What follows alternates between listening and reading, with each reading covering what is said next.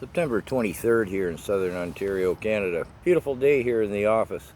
Now, what's Trudeau up to with India? I mean, there's nothing he does that isn't a dictate from the devils in Davos, Daddy Klaus Schwab. Trudeau's a young global leaders program graduate, class of '92. His task is to destroy our country. He's doing marvelously well at it. Now, what's he doing with China or with India? I'm sorry.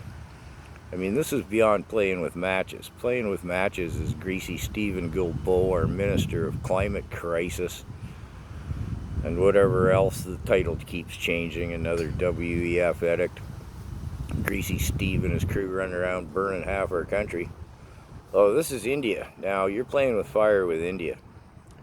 At first blush, they're 6th in the world in GDP. We're supposed to be 9th. I think we were 9th. I don't think we are anymore. However, I can't substantiate that. Sounds like we're in the same league. I don't think we are. Let's look at India.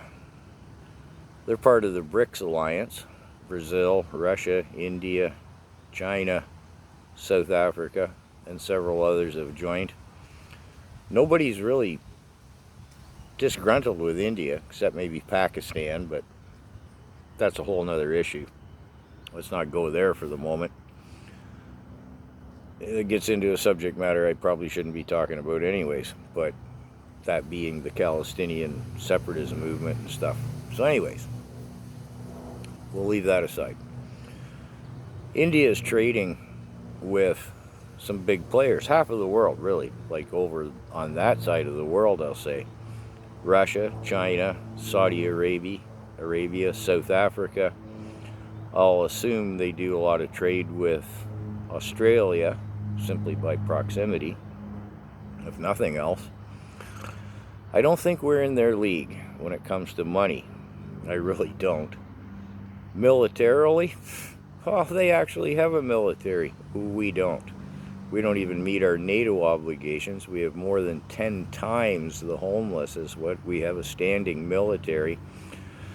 And any antiquated and small number of equipment we did have, Trudeau was given to the Ukraine, along with, well, let's not get into the money on that one. So anyways, he's playing with fire here big time. He went running at the G20 summit before he made any announcement in our parliament about this. I'll call it a kerfuffle, which is an understatement, with India, looking for support, and he didn't get any. They have all, you know, the G7, the G20, the I5, whatever, their formal governmental political statements have all been, well, we're keeping an eye on the situation and the investigation, but they didn't say we got your back, little potato. It's quite evident they don't have Trudeau's back. They don't believe in him. I mean, in him. They know he's a dictatorial tyrant and a minion of Daddy Klaus Schwab and the devils in Davos. They're not going to stick their neck out, back little potato, and risk the economic trade with India. Not a chance. So what's he really up to?